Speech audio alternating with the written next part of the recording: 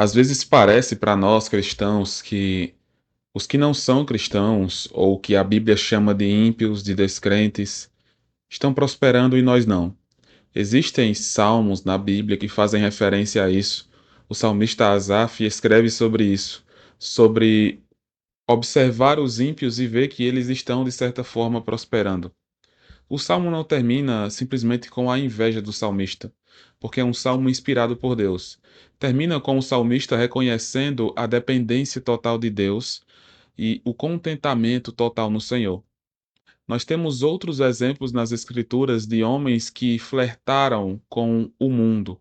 Ao observar as pessoas no mundo, acabaram querendo ter a vida do mundo. A Bíblia vai nos mostrar exemplos disso e nós temos um exemplo também em Provérbios. Provérbios capítulo 3, versículo 31 e 32 nos dizem: Não tenhas inveja do homem violento, nem sigas nenhum de seus caminhos, porque o Senhor abomina o perverso, mas aos retos trata com intimidade. Nesse versículo nós percebemos claramente como o homem perverso, o homem violento, pode ter sido alvo de inveja por parte daqueles que estavam com Deus. Mas como assim? Se nós pensamos na nossa cultura, fica algo estranho de se pensar alguém ter inveja de alguém que é violento.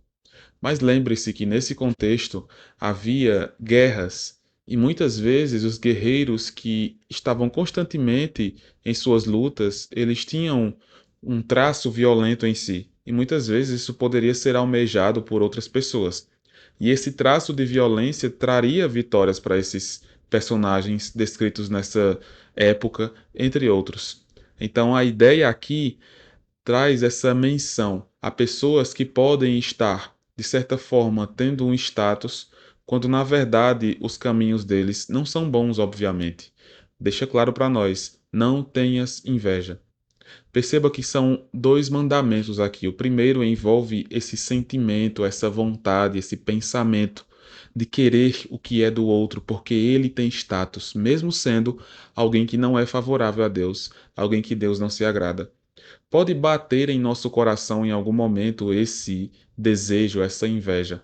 Nós devemos buscar repudiar isso, nos afastar disso. Nós devemos ter em mente que nosso Deus nos leva para mais próximo dele justamente para a gente deixar essas coisas de lado. Isso não é importante. Importante, de fato, é nós termos comunhão com Deus. Então, não devemos nutrir esse desejo pecaminoso em nós. O outro ponto vai dizer: nem sigas nenhum de seus caminhos. Não apenas não invejar os ímpios, os violentos, os descrentes, mas também não seguir seus caminhos. Nós não podemos nos igualar com o mundo. Nós não podemos estar praticando as coisas que os homens distantes de Deus fazem. E aqui, obviamente, que é práticas pecaminosas que nós estamos fazendo menção. Nós não podemos tratar o que Deus está nos mostrando, como Deus está sendo visível a nós, como se fosse algo qualquer. Nós devemos ter em mente que Deus nos abençoa pelo fato de Ele ser Deus. Não porque nós somos bons, nós somos melhores que os descrentes, nada disso. Mas é por causa dele mesmo. Então, perceba o versículo 32 que nos dá a motivação para nós não termos inveja e não seguirmos o caminho do ímpio. Porque o Senhor abomina o perverso. O Senhor despreza, odeia aquele que está distante dele. Isso pode parecer duro porque nós muitas vezes enfatizamos muito o amor de Deus. E logicamente a Bíblia deixa claro que Deus faz chover sobre bons e maus. Deus derrama sua providência e de certa forma ama a todos, mas ele não ama a todos no mesmo sentido. Aqueles que estão com ele, aqueles que têm o Espírito Santo, estes Deus ama mais. Jesus mesmo disse: Vós sois meus amigos se fizerdes o que eu vos mando.